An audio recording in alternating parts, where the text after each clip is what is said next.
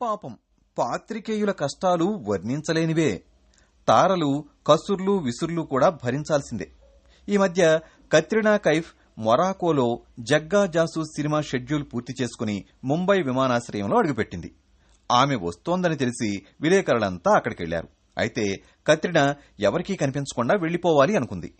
ఆమె కారులో కూర్చుండబోతుండగా ఒక పాత్రికేయుడొచ్చి మాతో మాట్లాడకుండా వెళ్లాలనిపించినప్పుడు మీడియాను పిలవడమెందుకు అని ప్రశ్నించాడట.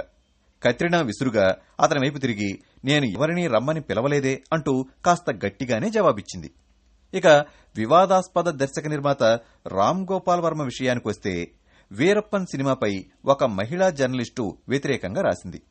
అందుకు ఆగ్రహించిన వర్మ ఆ మహిళా జర్నలిస్టు ఫోటోను ట్విట్టర్లో పెడుతూ మీ అంచనా ప్రకారం వీరప్పన్ సినిమా మీ ముఖమంత అందంగా ఉందన్నమాట అంటూ వ్యంగ్యంగా వ్యాఖ్యానించాడు.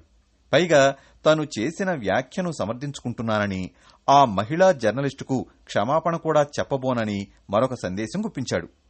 తర్వాత ఏమైందో తెలియదు కానీ తాను పోస్టు చేసిన 2 సందేశాలను ట్విట్టర్ ఖాతా నుంచి తొలగించేశాడు. ఇది కూడా ఆర్జీవీ పబ్లిసిటీలో భాగమేనేమో.